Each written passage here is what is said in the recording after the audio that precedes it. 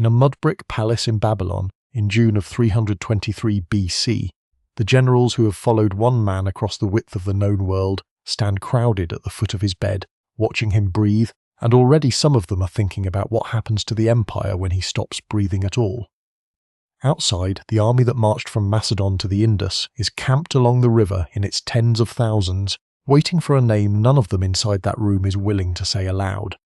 This is Alexander III of Macedon, 32 years old, and in less than 13 years he has torn down the Persian Empire, the largest state the world had yet known, and raised something larger and far less steady in its place.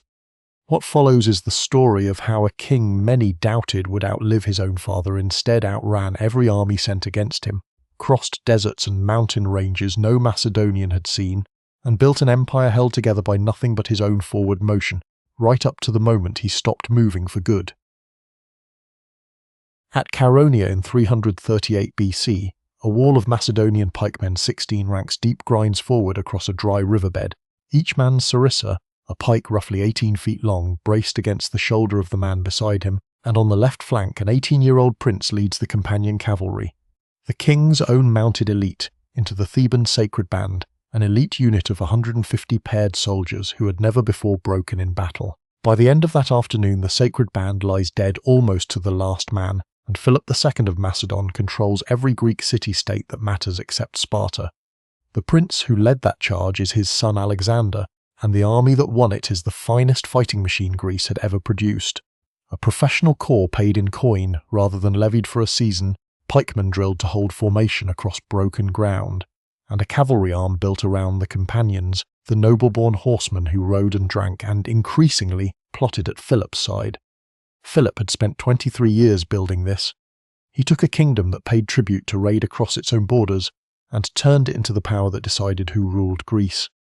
He reorganized the phalanx around the long pike, hired the finest siege engineers of his generation, and married strategically and often, 7 times, weaving alliances with neighbouring kingdoms through each new wife. His last marriage, to a noblewoman named Cleopatra from the region of Epirus, put a fresh claim to the succession in the palace. At the same time it put a question mark over the standing of his existing heir, and over the standing of that heir's mother, Olympias, an Epiroti princess with a temper the court gossiped about for years afterward. Alexander had been raised expecting the throne. By 336 BC, at a wedding banquet meant to cement Philip's next campaign, that expectation looked less certain than it had a year before. The campaign Philip was building toward was Persia. 2 years earlier he had convened the Greek states into a league at Corinth and secured its backing for a war against the Achaemenid Persian Empire, ostensibly to avenge the Greek cities of Asia Minor that Persia had ruled for a century and a half. An advance force of roughly 10,000 men had already crossed the Hellespont, the narrow strait separating Europe from Asia, to secure a beachhead. Philip meant to follow with the main army that autumn. He never did. At Aegae, the old religious capital of Macedon, during festival games celebrating his daughter's wedding, one of his own royal bodyguards, a man named Pausanias with a private grievance, the sources describe but never fully resolve, stabbed him to death in front of the assembled court. Within days, not weeks, Alexander held the throne. He moved on potential rivals before they could move on him. A cousin named Amyntas, once considered a claimant himself, was executed. Attalus, an uncle of Philip's last wife and a general with an army of his own in Asia, was quietly assassinated. Cleopatra and her infant child did not survive the transition either, most likely on Olympias' orders rather than Alexander's own. It was not a gentle succession, and later historians disagree about how much blood Alexander personally ordered spilled, but by the summer of 336 BC, no one in Macedon was left who could seriously contest his claim. He was 20 years old. One detail from a few years earlier already hinted at what kind of king Macedon had gained.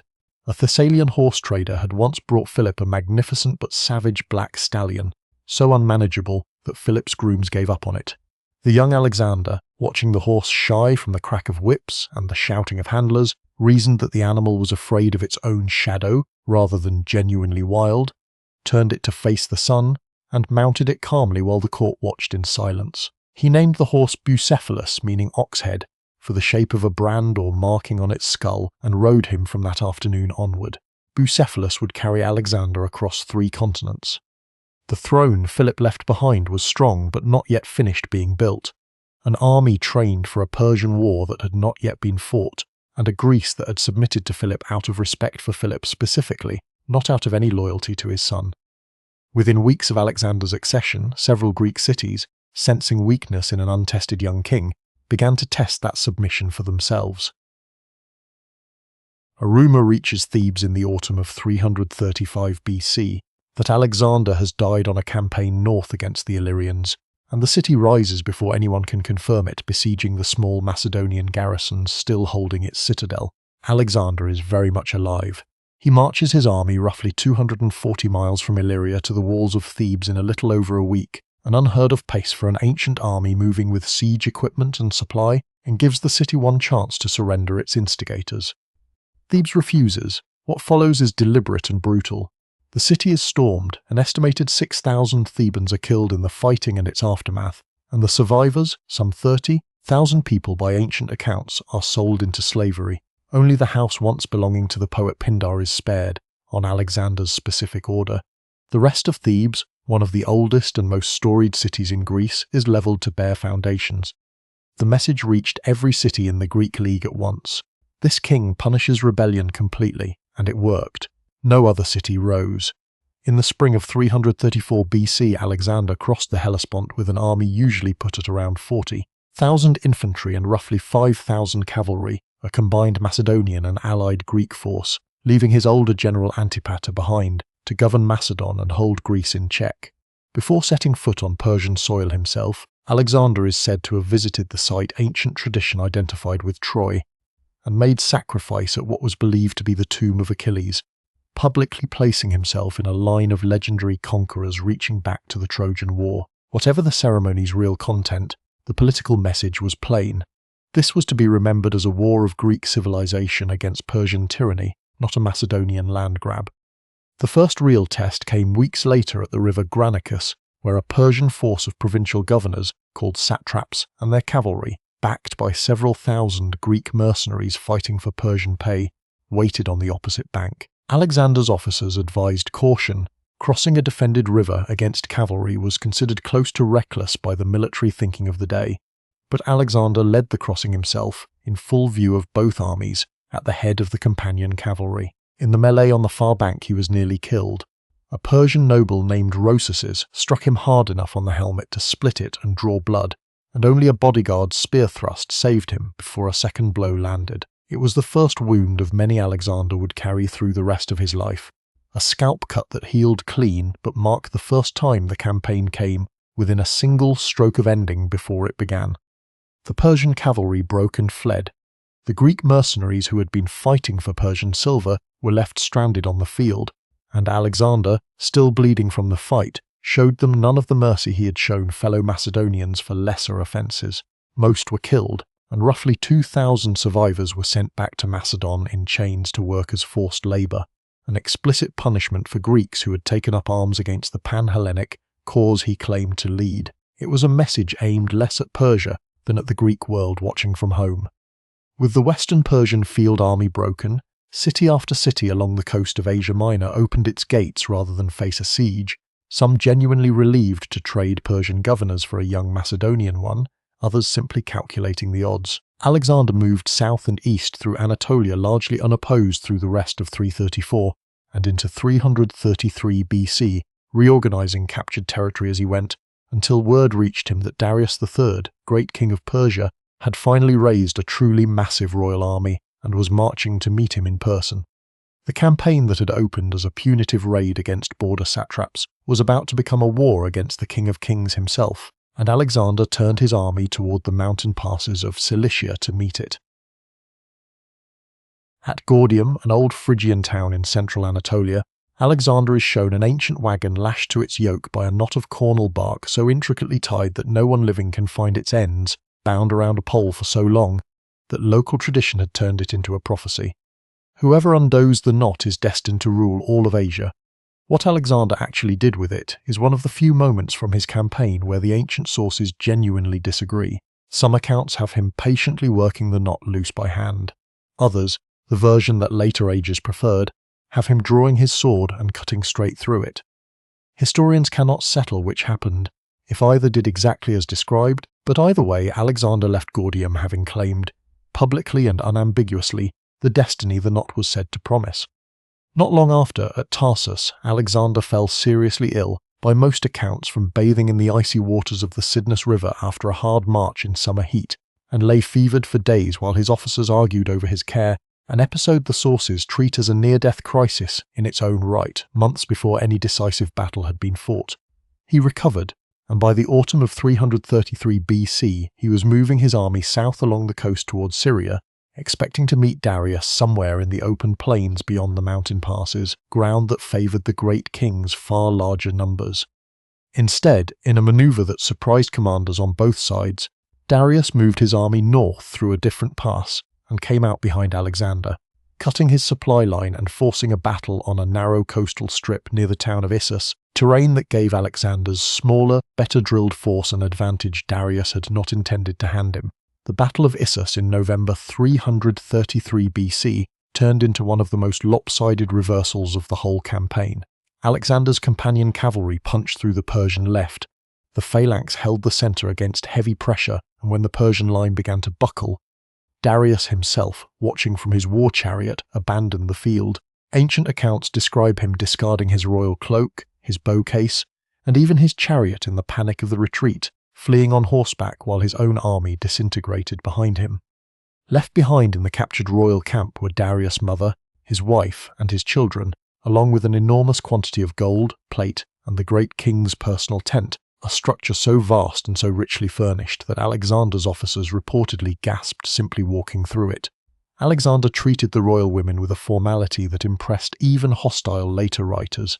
He had them housed with full royal honours, forbade any man to approach them, and is said to have wept, without quotation, on learning that Darius' mother had at first assumed her son was dead, since the courtesy shown her seemed too great for anyone but a king's family to receive. He took the tent for his own use that same night, sitting where the great king had sat, and from that evening for Alexander's court began, gradually, to look less like a Macedonian war camp, and more like the household of the empire he was in the process of dismantling. Darius, humiliated but alive, sent an offer west, a substantial ransom for his family, a share of his western territory, and peace between them. Alexander's officers debated the terms seriously. Some considered them generous enough to end the war outright and go home rich. Alexander refused. He was not fighting for a border province anymore. He wrote back that he intended to be addressed as king of all Asia, not as one king negotiating with another, and turned his army south, toward the Phoenician coast and the fortress city of Tyre, because as long as Persia held the eastern Mediterranean's ports and fleets, no amount of land battles won inland would make the conquest secure. Tyre sits on an island roughly half a mile off the Phoenician coast, its walls rising directly from the water on three sides, and when Alexander asks the city to admit him for a sacrifice to its patron god, its council refuses, confident that no army in history has ever taken it by force. What Alexander's engineers build in response, over the following 7 months in 332 BC, is one of the most ambitious siege works of the ancient world. A mole, a causeway of stone and timber built out across open sea toward the island, wide enough to carry siege towers and battering rams, constructed under constant harassment from Tyrian ships, and at one especially destructive low point, burned nearly to the waterline by a fire ship the defenders sent in loaded with pitch and sulphur. Alexander rebuilds it wider.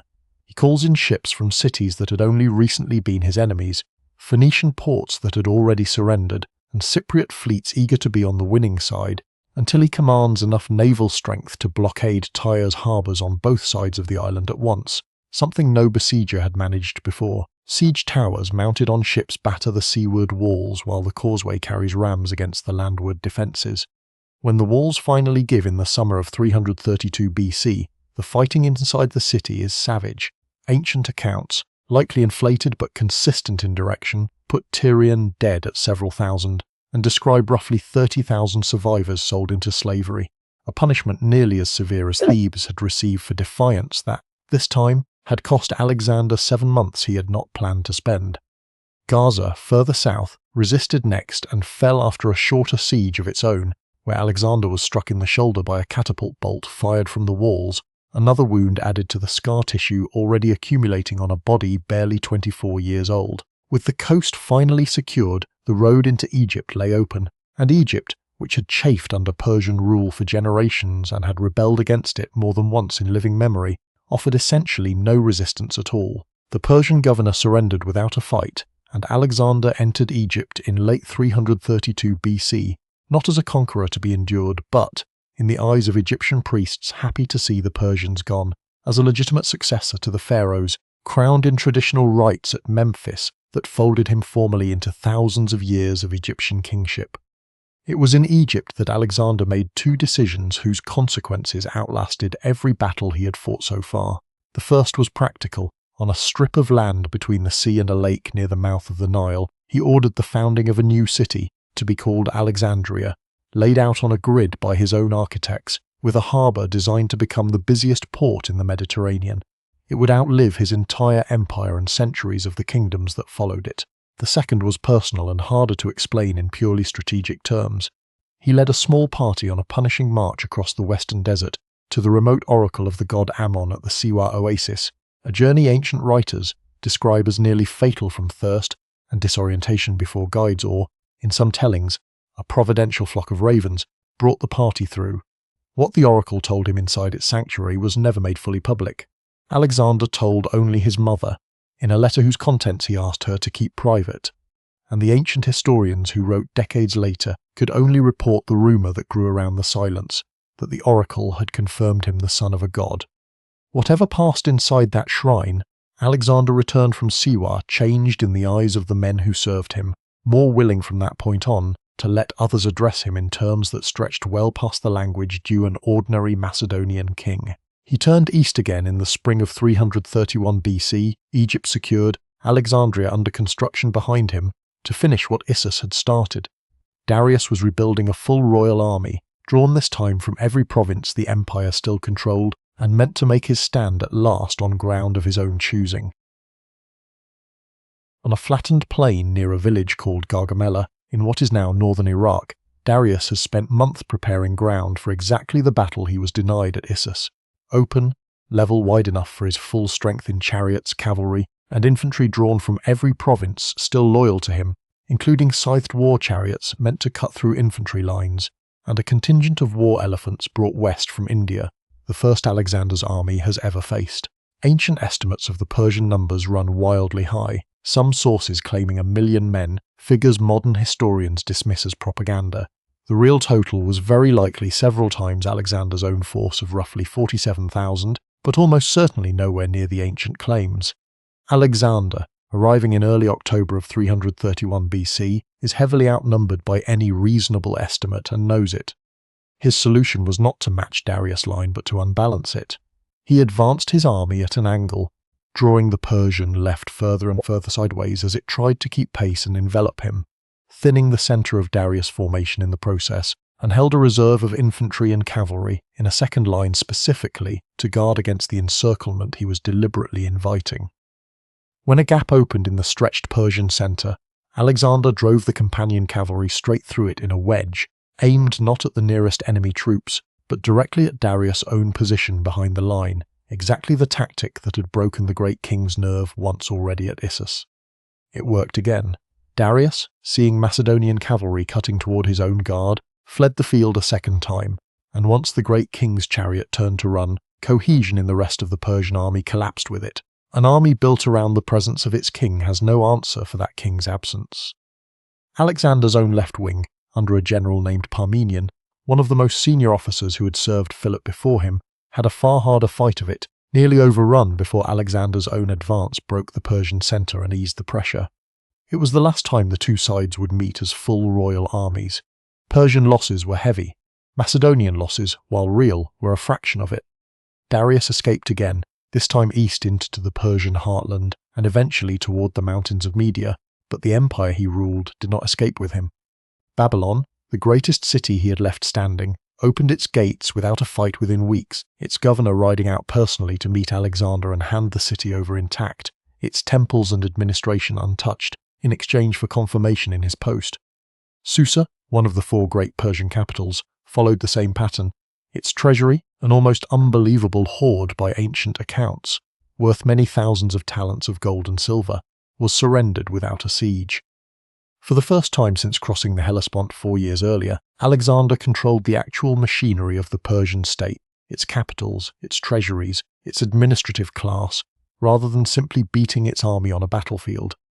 What came next would decide whether Alexander intended to rule that machinery or simply strip it. The empire's ceremonial and spiritual capital, the city where Persian kings had been crowned for 2 centuries, and where the wealth of the empire's core provinces was stored in a treasury larger even than Susa's. How Alexander chose to treat that city once he reached it would tell his own men and every conquered province watching exactly what kind of king had replaced Darius. Persepolis surrenders without a fight in January of 330 BC, its governor handing over a treasury that ancient sources describe in the tens of thousands of talents, so much bullion that Alexander needed thousands of pack mules and camels simply to move it. For roughly 4 months, Alexander occupies the city with restraint, quartering his army, securing the treasury, behaving by most accounts as a ruler settling into a capital, rather than a raider passing through. Then, before departing that spring, he orders the ceremonial palace complex, the audience halls built by Darius I and Xerxes generations earlier, burned to the ground. Ancient writers disagree sharply on why. One tradition, probably later embellishment, has as drunken fiend an Athenian courtesan named Thias, goading the fire on as revenge for Xerxes, having burned Athens a century and a half before. Another, more sober tradition treats it as a calculated political act, a public, unmistakable statement that the old Achaemenid order was finished and would not simply be inherited intact. Historians are not agreed on which explanation carries more weight, or whether both played some part. What is not disputed is that the fire happened and that it happened well after Persepolis had already surrendered peacefully, which makes it look far more deliberate than a battle atrocity. Darius, meanwhile, was still alive, still nominally the great king, gathering what remaining forces he could in the eastern satrapies, and hoping to make a stand in the mountains of Media or beyond. Alexander pursued through the spring and early summer of 330 BC, pushing his army at a pace that outran its own supply trains more than once, determined to catch Darius before he could rebuild any credible force. It was during this pursuit that the character of Alexander's court began visibly to change. He had already taken to wearing elements of Persian royal dress, the diadem, a purple bordered tunic, garments cut from Darius' own captured wardrobe rather than anything Macedonian tailors had made, and he began appointing Persian nobles to positions of real authority in the conquered satrapies rather than simply replacing every Persian administrator with a Macedonian one. Many of his own officers, men who had marched from Macedon expecting a war of Greek revenge against Persian tyranny, found this deeply unsettling. Philotas, son of the general Parmenion and commander of the elite companion cavalry, was heard grumbling in private about a king who now dressed like the enemy he had supposedly conquered. Cleitus, another senior officer and one of Alexander's oldest companions, made similar complaints more openly. Alexander, for his part, seems to have concluded that ruling an empire built on Persian administrative structure and inhabited overwhelmingly by non-Macedonians could not be done by treating every local custom as beneath him. A king who refused any Persian trappings at all was a king who would be seen by his new subjects as merely an occupier, with no legitimate claim beyond conquest. The tension between those two views, an army that wanted its king to stay recognizably one of them, and a king increasingly convinced that ruling Asia meant looking the part of an Asian monarch, was not yet a crisis in the summer of 330 BC, but the seeds of the conspiracies and executions that would follow within the year were already visible in the grumbling of officers who had fought beside Alexander since Chaironeia and did not recognize the man wearing Darius' diadem. Darius himself would not live to see how that tension resolved. Fleeing east with a shrinking escort, betrayed by his own remaining officers, he was about to become the empire's last casualty at the hands of men who had once served him. By the summer of 330 BC, Darius III is a king in name only, fleeing east through the province of Bactria with an escort that shrinks by the week, and the men still with him have started to calculate that his life is now worth more as a bargaining chip than his continued command is worth as a cause. Chief among the calculators is Bessus, satrap of Bactria and a distant relative of Darius, who leads the mutiny that finally ends it. Darius is seized, and when Alexander's advance cavalry, pushing their horses to exhaustion in a forced pursuit across open country, finally catch up with the retreating column, they find Darius already stabbed and abandoned in a wagon, left to die alone by the men who had sworn to protect him. Ancient accounts, likely dramatized but consistent in their basic shape, have a Macedonian soldier reaching the wagon just in time to give the dying king water, and Darius, with his final breaths, is said to have thanked Alexander, without quotation marks doing justice to a scene no contemporary actually witnessed, for the honourable treatment shown his family after Issus. Alexander had Darius' body sent to Persepolis for a royal burial with full Achaemenid honours, a gesture calculated as much as it was respectful. It positioned Alexander not as the murderer of the last great king, since he had played no direct part in the killing, but as his legitimate avenger, the man who would now hunt down the actual regicide. Bessus, for his part, had already declared himself the new great king under the throne name Artaxerxes V, and fled further east into Bactria and the mountainous province of Sogdiana, territory more remote and more difficult than anything Alexander's army had yet crossed. The campaign that followed, through late 330 and into 329 BC, took Alexander's army over the Hindu Kush mountain range in brutal winter conditions, men and animals dying of cold and altitude on passes that local guides themselves considered barely passable that late in the year, into a region of fortified river valleys and hostile local rulers with no interest in trading Persian overlordship for Macedonian overlordship. Bessus was eventually betrayed by his own allies, in a pattern that had already killed Darius and handed over to Alexander, who had him tried, mutilated according to Persian custom for regicide, and executed, closing the loop on Darius' murder in the clearest terms available to the region's own political culture. But removing Bessus did not end the resistance in the region. A local Sogdian nobleman named Spitamenes took up a guerrilla campaign that would prove far harder to finish than any set battle Alexander had fought against the Persian royal army. Spitamenes knew the terrain, struck Macedonian supply columns and isolated garrisons, rather than meeting Alexander's main force in open ground, and inflicted some of the sharpest single losses of the entire campaign, including one ambush that nearly destroyed an entire detached Macedonian force. For close to 2 years, Alexander's army was drawn into a war of forts, ambushes, and scorched country entirely unlike the decisive pitched battles that had won him Persia proper.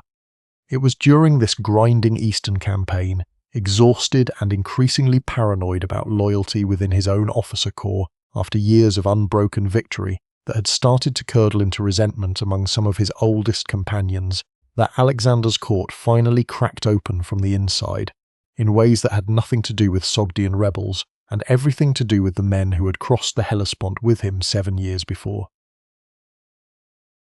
The war against Spitamenes drags on through 309 and into 328 BC in a landscape that has almost nothing in common with the open plains of Gaugamela, walled river towns along the Yaxartes and Oxus rivers, fortified rock strongholds built into sheer mountainsides, and a population of Sogdian and Bactrian herders and farmers who know every goat track through country Alexander's engineers have never mapped. Spitamenes strikes fast-moving garrisons and supply trains, vanishes into terrain his pursuers cannot follow at the same pace, and in one especially costly encounter destroys a detached force of some 2,000 Macedonian troops in an ambush, a defeat on a scale Alexander's army has not suffered anywhere in the previous 6 years of campaigning.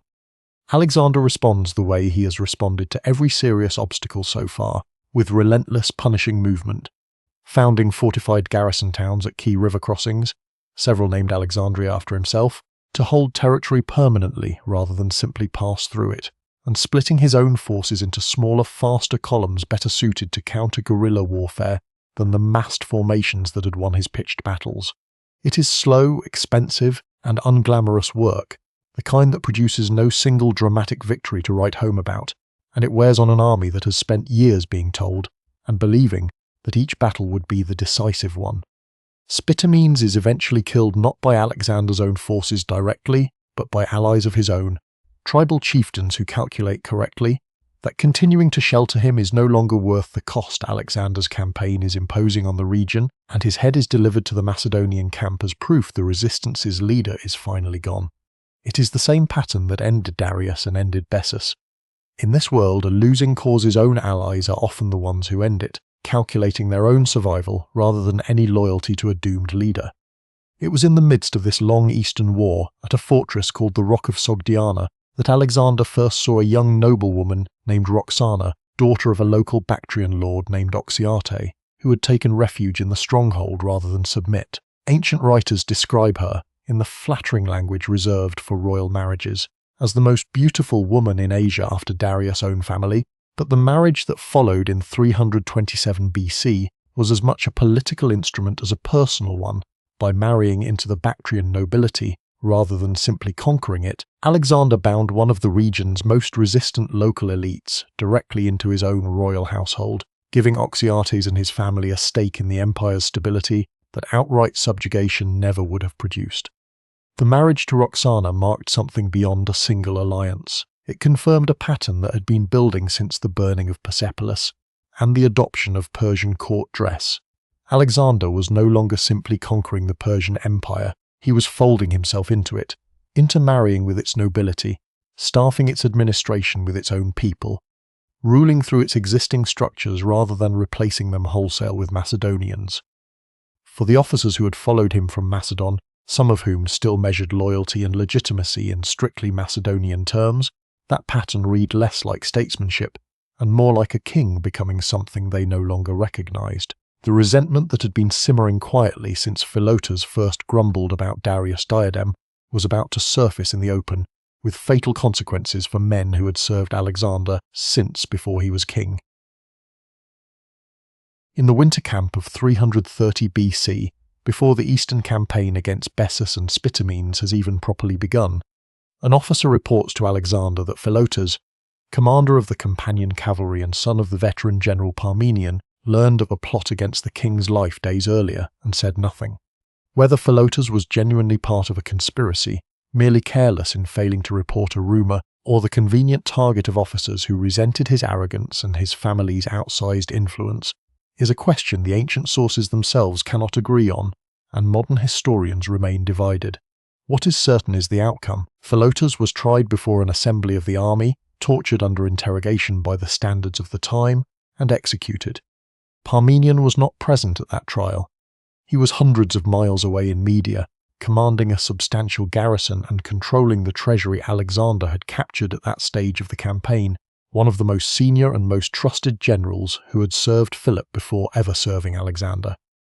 Alexander, unwilling to risk that a father would seek revenge for a son's execution while holding an independent command and a fortune in silver, sent riders ahead of any news of Philotas' death, with orders for Parmenion's own subordinates to kill him before he could react. Parmenion, a general who had fought for Macedon for decades and had never given any documented sign of disloyalty to Alexander himself, was murdered on his own king's order without a trial of any kind. It remains one of the most morally troubling decisions of the entire campaign, defended by later apologists as a hard necessity of war, and condemned by others, both ancient and modern, as an act of naked preemptive cruelty. 2 years later, in 328 BC, a second killing struck even closer to Alexander personally. At a drunken feast in Maracanda, arguments broke out over whether Alexander's recent achievements now exceeded his own father Philip's, fueled further by growing resentment over his adoption of Persian customs. Cleitus, one of Alexander's oldest friends, a man who had personally saved his life at the Granicus years before, spoke with a bluntness the wine only sharpened, mocking Alexander's Persian affectations and defending Parmenion's memory to his face. Alexander, enraged past any restraint the feast's other guests could manage, seized a spear from a bystanding guard and killed Cleitus himself in front of the assembled officers before the rage had fully passed. By every account, Alexander's remorse afterward was severe and immediate. He is said to have shut himself away for days, refusing food, and had to be talked back into functioning as king by his own officers, and in one tradition, by a philosopher in his retinue who argued that a king answers to no one and therefore bears the full, unbuffered weight of every decision he makes, including this one. Whether that consolation genuinely settled anything, or simply gave Alexander permission to move past it, the killing of Cleitus marked a visible hardening in how Alexander's own men, even his closest companions, now had to calculate the cost of speaking honestly to their king. The following year, at a formal court gathering, Alexander tested one further Persian custom on his Macedonian officers directly. Proskynesis, a gesture of prostration owed to the Persian great king that Macedonians had never been asked to perform for their own kings. A senior officer named Callisthenes, a historian attached to the campaign, refused pointedly and publicly, and though Alexander backed off the demand rather than force the issue into outright mutiny, the episode confirmed what Philotas, grumbling, and Clytus' drunken outburst had already suggested. The distance between the King Alexander had become, and the army that still thought of itself as fundamentally. Macedonian was now wide enough that no single ceremony and no single execution was going to close it. That army, resentful but still loyal enough to march, was about to be asked to cross mountains higher than any it had yet seen, into a country none of them had ever heard described accurately. In the spring of 327 BC, Alexander turns his army south across the Hindu Kush a second time, and down into the Indus Valley, territory no Macedonian force, and by most accounts no army from the Mediterranean world had ever entered. Some local rulers like Taxiles, king of the region around modern Rawalpindi, submit and ally themselves with Alexander readily, calculating that Macedonian friendship is worth more than Macedonian conquest, and hoping to use it against their own regional rivals. Others do not. Chief among the second group is Porus, king of the territory beyond the Hyphasis river, who gathers an army that includes, by most accounts, roughly 200 war elephants, a weapon Alexander's men had glimpsed at Gaugamela in far smaller numbers, but never faced as the centerpiece of an enemy's entire battle line. The Hyphasis, swollen with monsoon rains in the summer of 326 BC, sits between the two armies as a serious obstacle in its own right. Alexander's solution was characteristically indirect. He staged repeated feints up and down the riverbank for days, exhausting Porus' patience and his ability to guess where a real crossing might come, then slipped a strong detachment across under cover of a storm at night, well upriver from the main camp, and brought them down on Porus' flank before the Indian king could fully redeploy to meet the threat. The battle that followed was among the hardest fought of Alexander's entire career. Not because Porus' army came close to matching Macedonian discipline in open maneuver, but because the elephants themselves were something Alexander's cavalry horses had never been trained to face. The animals' scent and bulk alone panicked mounts that had ridden calmly through years of cavalry charges against men. Alexander adapted on the field, using javelin-armed infantry to target the elephants' handlers, and using his own cavalry's superior speed to avoid direct collision, gradually breaking the coordination between Porus' elephant corps and the infantry meant to fight alongside them. Porus himself fought on, wounded, until his own army's cohesion finally gave way. Ancient accounts describe Alexander so impressed by Porus' personal courage in defeat that, rather than executing or deposing him, he confirmed Porus as ruler of his own territory, and even expanded it, a rare instance of Alexander restoring rather than replacing a defeated king outright. The victory at the Hyphasis came at a cost that had nothing to do with casualties in the ranks. Bucephalus, the black stallion Alexander had tamed as a boy and ridden through every major battle of the campaign. Charonia, the Granicus, Issus, Gaugamela, died soon after, whether from wounds taken in the fighting, or simply from age and the accumulated strain of years of campaigning. The ancient sources do not agree. Alexander's grief, by every account genuine and severe, expressed itself in the founding of a new city on the site, named Bucephala in the horse's honour, one of several cities Alexander founded on this campaign that would carry a piece of his own life story permanently into the map of a region he had never expected to see as a boy watching that same horse being broken in his father's stable yard years before. Ahead lay more rivers, more monsoon-swollen crossings, and by the army's own increasingly vocal reckoning, no end in sight to how far east their king intended to keep marching. By the time Alexander's army reaches the Hyphasis River, further east than any Macedonian force has marched, it is monsoon season in 326 BC. The men have been away from home for 8 years, and rumours, likely exaggerated but not baseless, describe an even larger kingdom waiting beyond this river, the Nanda Empire, with an army that dwarfs anything Porus had put in the field. Alexander wants to press on. His officers, and far more importantly his rank-and-file soldiers, the men who have marched and fought and buried friends since Macedon, do not. What happened next was not a violent mutiny of the kind that had claimed Parmenion or Clytus. It was quieter, and in its way more decisive. The army simply stopped. Alexander's senior officer Coenus, chosen to speak for the assembled troops, laid out the case plainly, without quotation but in substance well recorded across multiple ancient sources. The men were exhausted, their equipment worn past repair, their numbers thinned by years of casualties and garrison duty left behind in a dozen new cities, and they no longer saw any point they could name in continuing east into unknown monsoon-drenched country against an enemy of uncertain size. Alexander argued sulked in his tent for 3 days by the most consistent tradition, and even tried appealing to the army's pride and its share in the glory still to come. None of it worked.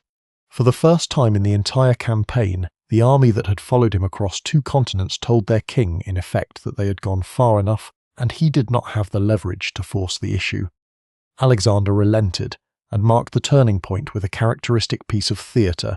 He had oversized armour, weapons and horse harnesses left behind at the camp, deliberately built larger than any Macedonian soldier could plausibly use, along with altars to the 12 Olympian gods, meant either to convince future visitors that a race of giants had once marched this far, or simply to leave an unmistakable monument to how far this particular king had come. Whatever the intent, it was the last new territory Alexander's army would conquer moving east. From the Hyphasis they turned south and then west, toward the Indus and the sea and toward home.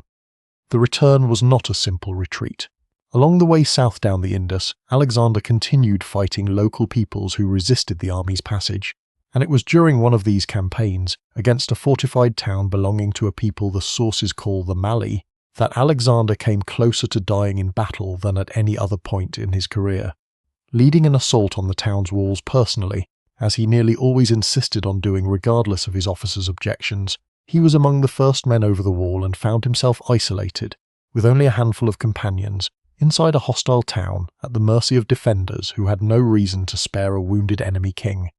What happened inside those walls would leave a mark on Alexander's body that never fully healed, and would begin the final, harder stretch of a campaign that had already, by any reasonable measure, gone on longer and further than anyone at Chaeronea 8 years earlier could have imagined possible.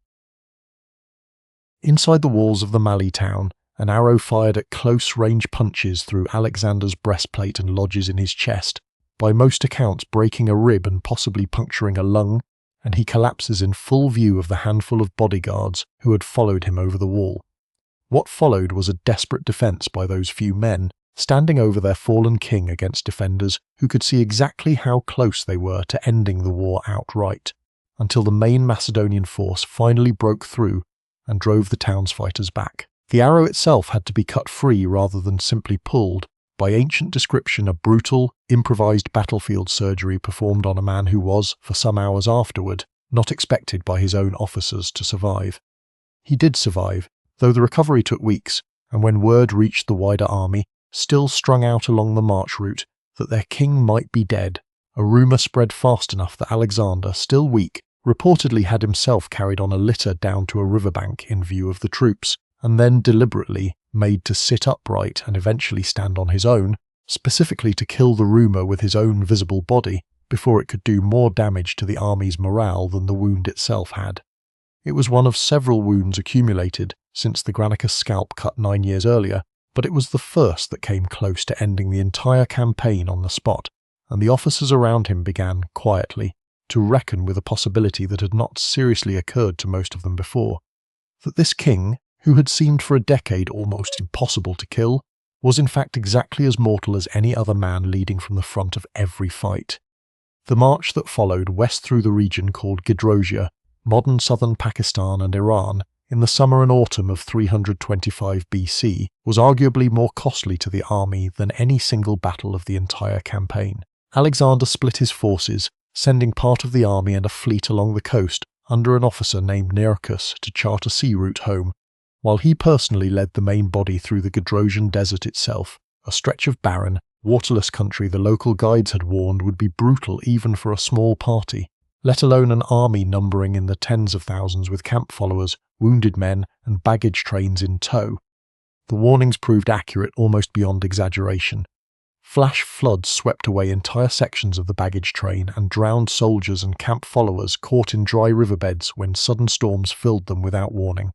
Heat, thirst, and disorientation killed far more men on this single stretch of the march, by most ancient and modern estimates, than had died in every pitched battle of the campaign combined, a toll made worse by the very success that had brought the army this far. Soldiers weighed down with plunder from a decade of victories collapsed and died, carrying gold they refused to abandon even as the desert killed them.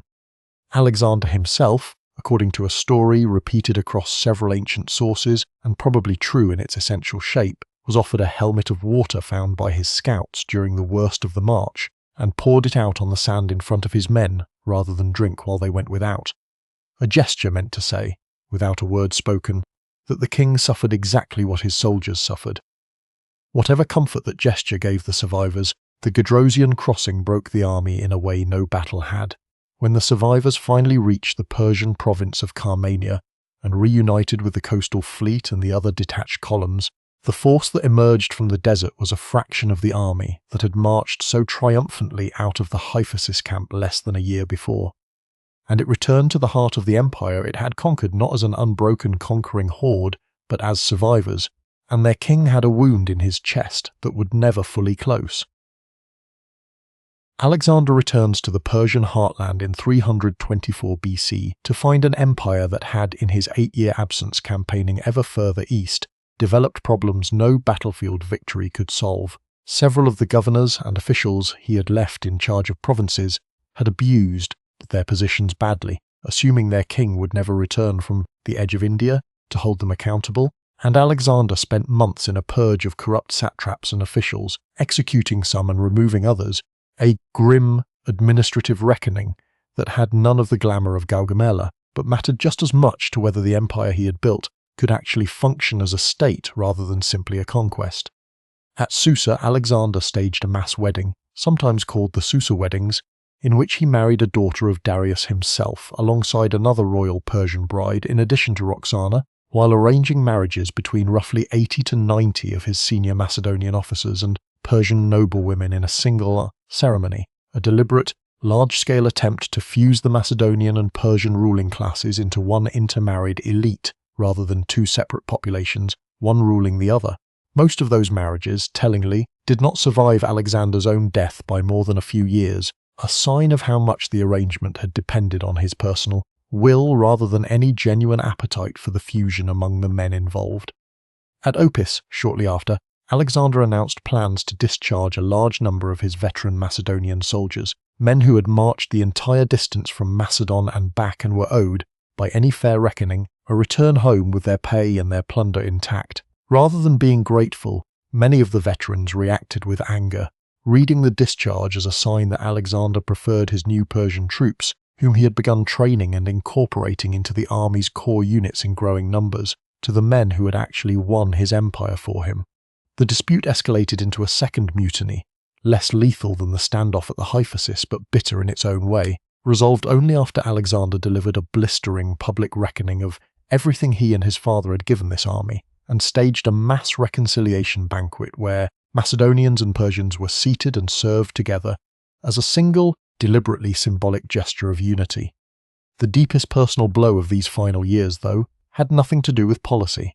Hephaestion, Alexander's closest companion since boyhood, a man whose relationship with Alexander the ancient sources describe with an intimacy that later, more prudish generations of writers tried to soften but never fully erased, died suddenly of a fever at Ecbatana in 324 BC. Alexander's grief, by every ancient account, went well past ordinary royal mourning. He reportedly had the treating physician executed, refused food for days, ordered elaborate and expensive funeral rites, and by some accounts asked the oracle at Siwa whether Hephaestion should be worshipped as a god or simply honoured as a hero, a request the oracle apparently answered with the lesser honour.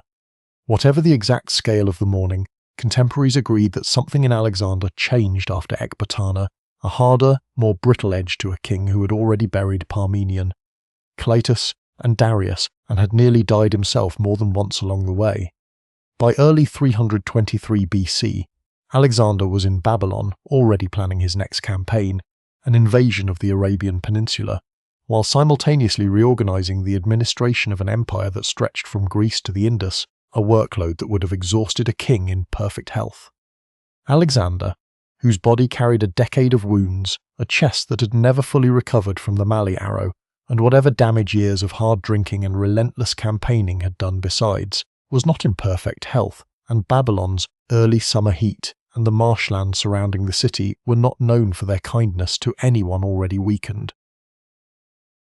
In late May of 323 BC, after a series of banquets in Babylon, that ancient sources describe as heavy with wine, even by the standards of Alexander's own court, Alexander develops a fever that will not break. The ancient accounts, several drawn from what may have been an actual court diary kept at the time, describe the illness's progress in specific, almost clinical detail. Fever climbing day by day, increasing weakness, eventually the loss of his voice, and then, near the end, the inability to speak at all, while his officers filed past his bed one by one for a final look at a king who could no longer greet them. What killed Alexander has never been settled, and probably never will be. Ancient rumour at the time, and for centuries after, favoured poison, given how many powerful men around him. Antipater's family, among the most frequently suspected by later gossip, had reasons to fear or resent him. Modern historians and physicians looking back at the described symptoms have proposed alternatives with more evidentiary support. Malaria, contracted in the marshy country around Babylon, typhoid fever, complications from an old wound weakening his system, or some combination of chronic illness and the accumulated damage of a decade of wounds, and hard living finally overwhelming a body that had been pushed further than any single body should reasonably be pushed. No theory commands full agreement among historians, and the honest answer, after more than 2,000 years of argument, remains that the exact cause cannot be established from the evidence that survives. As the end approached, his officers, by the most repeated but not fully verifiable tradition, asked him to whom he left his empire. Alexander is said to have answered, without any words that can be quoted with confidence, given how many decades passed before this was written down, that he left it to the strongest, a line that later history would treat as tragically, almost comically accurate, given what followed. Whether he actually said anything of the kind, or whether by that point in the illness he was capable of saying anything coherent at all, cannot be confirmed. He died on the 10th or 11th day of the fever, most likely on the 10th or 11th of June, 323 BC, at 32 years old, having spent almost exactly 13 years as king, and very nearly the entirety of them on campaign, never once returning to Macedon after crossing the Hellespont as a young man of 22. The body itself became a matter of dispute almost immediately. Rather than decompose in Babylon's summer heat during the days it took his officers to argue over what to do next, ancient accounts describe it as remaining unusually well preserved, a detail later writers took as one more sign of Alexander's exceptional near-divine nature, though a more mundane explanation that the body was embalmed with skill Egyptian and Babylonian practice made available fits the evidence just as well.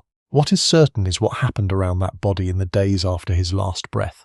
The generals who had followed him from Macedon to India, men who had shared his wounds, his rages, his grief over Hephaestion, and his triumphs, began arguing over the empire before Alexander was even in the ground, because he had left behind no named heir capable of ruling, an unborn child by Roxana and a half-brother, generally considered mentally unfit for the throne, and no clear plan at all, for what should happen to the largest empire the world had yet seen, once the one man holding it together stopped holding it.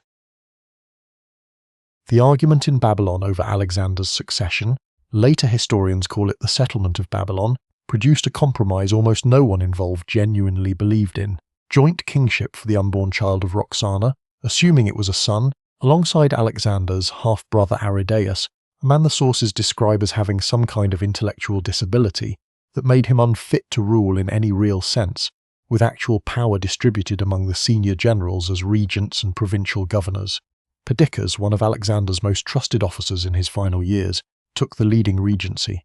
Ptolemy secured Egypt for himself almost immediately and began ruling it as his own, correctly judging that a wealthy, geographically defensible province was worth more in practice than a contested claim to the whole empire.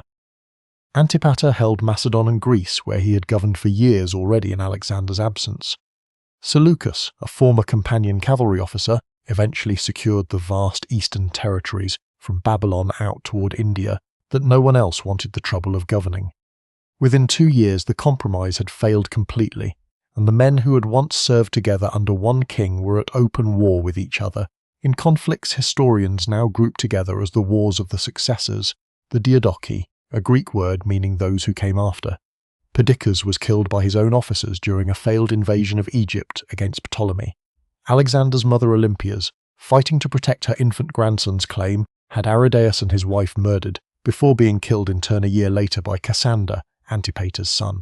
Roxana and her son, Alexander IV, nominal king in name only for over a decade, were eventually murdered as well on Cassander's order, once he judged the boy old enough to become a real rather than merely symbolic threat.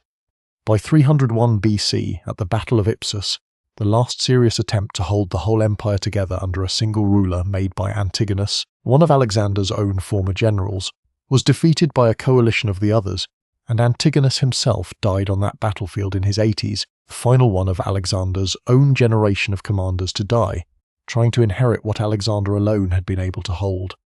What replaced the single empire was a set of rival Hellenistic kingdoms that would each last far longer than Alexander's own united empire ever had.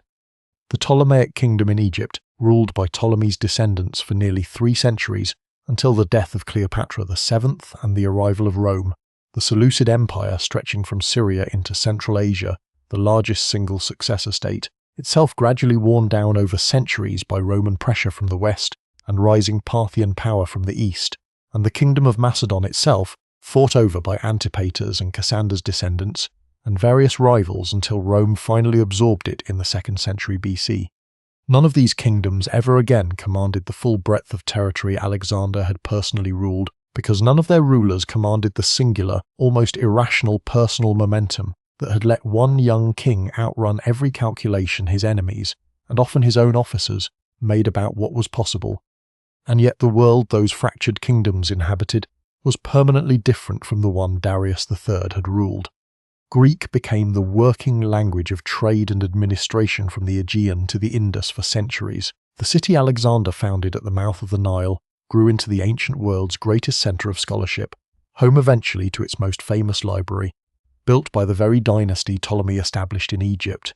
Greek artistic styles, carried east by soldiers who settled in the garrison towns Alexander had founded across Bactria and beyond, blended over the following centuries with local traditions in ways that would eventually produce, in the region around ancient Gandhara, some of the first sculpted images of the Buddha in human form.